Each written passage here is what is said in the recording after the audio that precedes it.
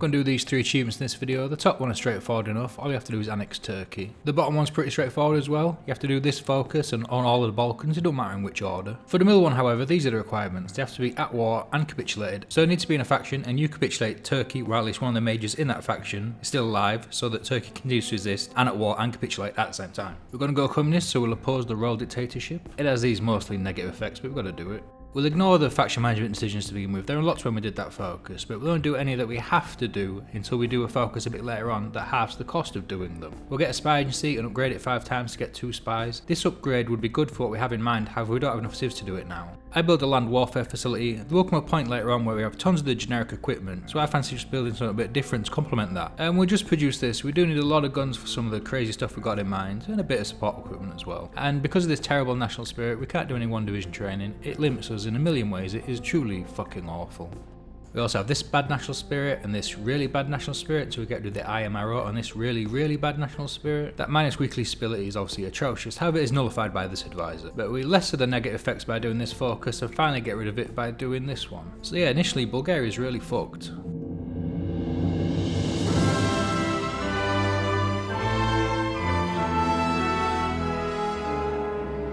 We're going to cooperate with the Zvino and then condemn Macedonian organisations and then use the PP we got from both to hire the communist revolutionary and then start going down the communist tree. The next focus down that tree is locked behind 30% communist support. This focus gives you 5 and there's an event which gives you 5, so there's enough there. However, I go and do the first industrial one to get a 50% bonus.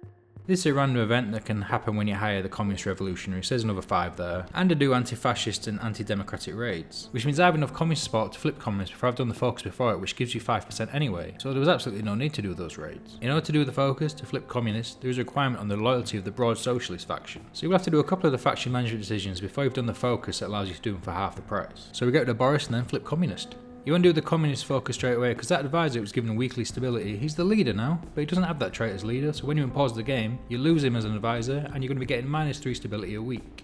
-3 stability a week. No offense, but you are a stupid asshole. But once you do the focus flip communist, that debuff's gone. So you want to make sure you have enough communist and broad socialist support so that as soon as you overthrow the Tsar, you can do the communist one. If you're going to do planes, you'd want to do this Spanish Civil War focus because that unlocks this guy as a Chief of Air Force who's really good. Then we'll do the focus that I've been non-stop banging on about that halves the cost of the decisions. And before that's complete, we'll start improving relations with Yugoslavia. So then next we can do this focus, which invites Yugoslavia to be our friend, then our faction member, and then we annex them.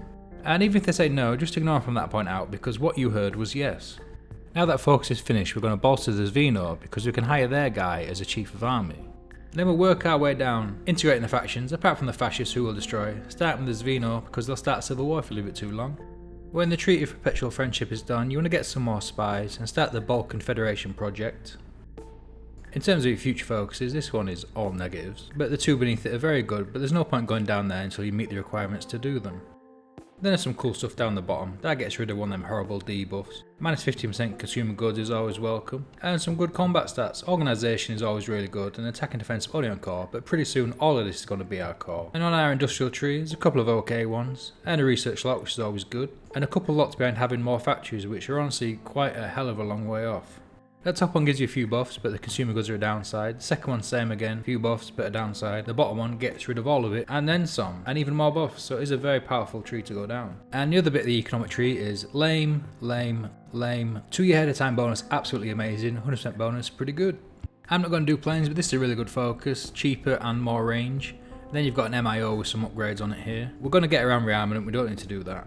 You need to do these 2 focuses to unlock your MIOs for guns and artillery. And there's your 5th and final research slot there. And then this focus here gives a shit ton of diverse amazing buffs. And a 2-year ahead of time research bonus for support companies, which is a really good thing to have. What the fuck are you doing? As company is telling you what the focus is doing all the time, they're the good ones there. No one's lazy in lazy town. Now shut the fuck up! I've started with my spies in Greece, and they're raising communism and destroying their stability there. You can see they've got Greek stability down to 0. I started with Greece rather than Romania because Romania will do this focus, which has 35% democratic support. I've cheated to give them 20% A, you can see what happens when they do that focus. So raising communism before they do that focus, it helps but it's annoying. The Zvino are 100% loyal and more than 70% popular, so we can integrate them now, which takes 60 days. Which obviously stops them doing that coup, and it gives us 10 base stability and 120 PP. While that was going on, the Balkan Federation project was completed, which allows us to do this focus, which creates a faction between us and Yugoslavia. It also brings up these Balkan Federation dream decisions, but we'll ignore them for now because we're not going to use them for a little bit. Greece has 20% communist support, so I'm going to organise a coup there, which takes 6 months to prepare and requires 12,000 guns from us. Which is a lot, but being in a faction is one of the ways to get out of the rearmament bullshit. So we'll delete our army to free up the guns, but we do want to give the Greeks a hand when it kicks off, so we'll queue up some more troops. Like I said, it takes 6 months for the operation, so we're not in a great rush. And in the meantime, we'll go and start transitioning Romania into communism. We've got the broad socialists integrated. Every faction that we integrate or destroy gives us the same bonus, 120 PP and 10 stability. We will quite soon need the ability to do naval invasions. When the Greek Civil War kicks off, you can see in the Balkan Federation dream decisions there is the option to go and help them. And doing so means that they'll join our faction. So we'll help our good communist Greek brothers push these disgusting Greeks off the mainland, but they're holding out on Crete. If you had 50 transports and paratroopers, you could jump over there because you don't need aerial dominance to actually do it, but you do need naval dominance to do a naval invasion. But we don't have any ships, and neither of our Yugoslavian or Greek allies will use theirs. Maybe there's something in the new faction decisions where you can tell them to do it, I don't know. So we'll just wait till we've got a navy. You could do this focus to buy ships from the Soviets, but because you need 150 naval dominance to do a naval invasion, you'd have to buy loads, which would take forever. Okay, so it turns out loads equals 1 and forever is actually only a year. Gentlemen, if you will, look right here. We've got the Agrarian Union integrated, so we'll start destroying the National Socialists now. And we use the Balkan Federation decisions on Romania. The propaganda decision raises communism by 0.2 a day for 180 days. Though the more popular that communism is in the country, the less the effect is, but it's more than enough to get it above 20%. The destabilise option adds 10% communism, takes away 5% stability, it costs you 250 manpower and 1,000 guns though. If you want to do a coup on any of these nations, as they're not majors, all you have to do is get their stability below 70%, and Romania and Greece ain't the most stable to begin with, so you don't even need to lower it. I've started with my spies in Greece, and they're raising communism and destroying the stability there. And yes, I will take her home with me if I want. I don't want to come home. She doesn't want to come home with me. I don't want you to come home with me. That's a waste of an hour. So the only reason you've been talking to me is because you want to shag me? Yeah. So once communism is at 20% in Romania, we'll do a coup there. That's the National Socialists destroyed, to be finally done with the faction management nonsense. Same again like Greece, the Civil War started, so we'll go and ask if they want our help, which they do, and then we'll invite them to the faction. And now we'll go and do this focus, which upon completion, everyone who's a member of our faction gets annexed by us, and we have all of their cores.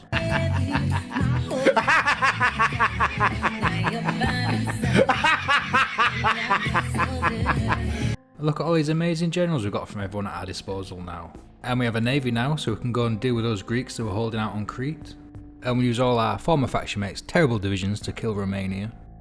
Earlier on I started doing the IMRO decisions, which is what I need that support equipment for. However, you can only finish them when you're at peace, so we will do that now. And when that's completed, we will have 0 negative national spirits. It's pretty cool that we can turn this fella into an army logistics guy as well, because our military high command isn't great. It's not that bad, is it? Now I've got a good amount of factories, and a really high amount of places to build in. Decent resources and decent manpower too. The Soviets are going to ask for Bessarabia soon, so we'll put a spy there to get diplomatic pressure. We'll put a spy there to apply diplomatic pressure, so we can get a non-aggression pact, so when they do, we'll say no. That does give them a war goal against us, but only lasts for 2 months, so they'll never have the chance to use it. It's a good advisor, leader of the Agrarian Union. More PP, more spaces to build factories and less resources to market. He does give a bit of democratic support. Our stability is super high, but even so, I'll take the opportunity to ban democratic parties. And I'll organise a coup in Turkey. This won't be as straightforward as it was in Greece or Romania, because Turkey's guaranteed by the UK and Germany. So the two resulting Turkish nations will enter the World War on opposing sides.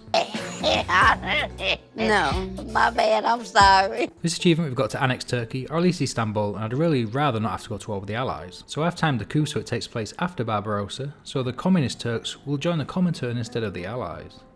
Hungary are demanding territory from us. We're going to say no, which will drag us into World War II. You could give it away and then declare war later, but we're ready now. Well, I assumed it would drag us into World War II, but Hungary's not calling anyone else in. That was not something I was expecting, so my troops are spread across all the borders I hold with the Axis. If I'd have known that, maybe I could have had local spirit around Hungary, and run through them and got them knocked out and had a peace deal before anyone else joined the war, but we just weren't quick enough. Italy's yet to join, which is pretty annoying. We share a load of borders with them, against the Adriatic, and if we could just knock them out there, we'd free up a lot of troops. But it don't take them too long to wake up, and that gives us one manageable border against the Axis. So we're in a good position and we'll just push down into Italy and try and get them knocked out. The Turkish Civil War ignites. Because of where we planned the coup, we're bordering the communist bit. We will put some troops there in case they die and then Axis Turkey is bordering us. But for now we're just going to ignore whatever's going on over there. We're making really good progress in Italy, to the point that Benito's already been deposed. And Turkey officially joined the war against us now, but I don't care. I care more about how I've neglected to guard South Tyrol, and now Germany are pushing into there and about to cut us off in Italy. But if Italy descends into civil war, we've got a lot more troops freed up that we can send over there. At first glance you might think that Italy's Saddam Hussein's puppet, but that is actually my flag.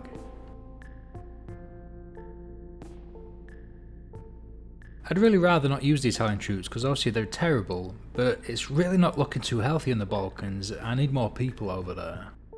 I think that all the trouble is stemming from those inaccessible bits in the Alps, causing the front lines to fuck up. Definitely not my fault. But we managed to corral 25 divisions onto one tile there, which is pretty good. Too bad you will die.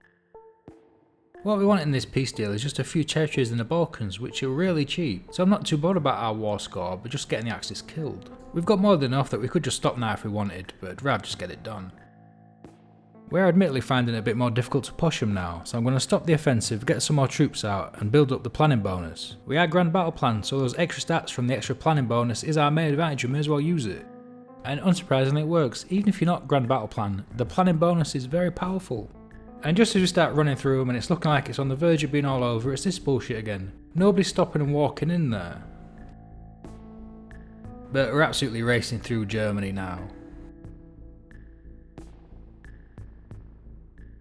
The game considers the Balkans to be all the core states of Romania, Bulgaria, Yugoslavia, Albania and Greece. So what I need is these territories, and the Dodecanese. I give them all to my Italian puppet, so when we annex them we'll get one of the achievements.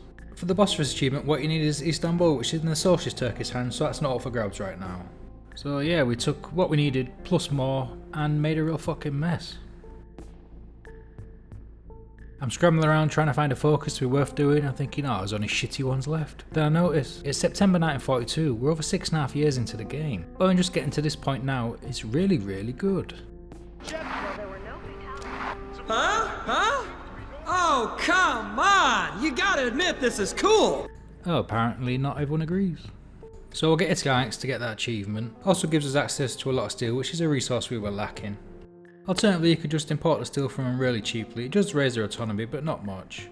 So that's that achievement done, we own all that stuff, we did that focus. As the compliance grows, you'll get access to more resources there, and it's not at a slow rate. As you can see there, 10 days later, we've gone from 176 to 200. You have a decision here where you can ask Turkey to give you their European territories. If they say no, you can just ask again, you can ask as many times as you want. And if you say yes, it would give you that top achievement. But if they say no, and it gives us a war goal on them, so we'll declare war on them. When Turkey was part of the Axis, I didn't own Albania, so it wouldn't have been possible for me to get the achievement then. Or so I assumed, but now I'm looking at it, it says controls not owned, so fuck knows. But I'm at war with them now, and they're part of a faction, so I just have to kill Turkey before I kill the Soviets, and I should get it now. However, because they didn't own all of Turkey before the war, and they're not actually Turkey, they're the Turkish Socialist something, after I do kill them, I will release them and do it again just in case. This interesting thing happened at the start of the war, I got this pop-up. I guess it happens whenever you declare war on the Soviets. It's telling me the Fatherland Front are going to start a coup, except I am the Fatherland Front and we're already in charge.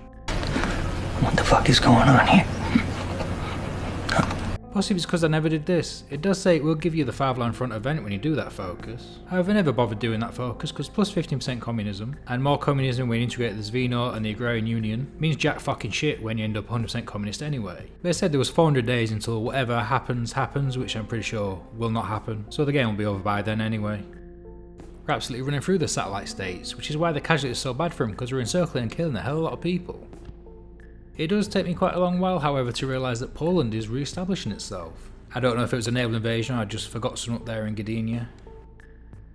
Turkey just capped, so they're at war and capitulated, and I control all those cores. So it should be that achievement, but because I've already got it, there's no pop-up, so I'm not 100% sure, so like I said, I will do it again.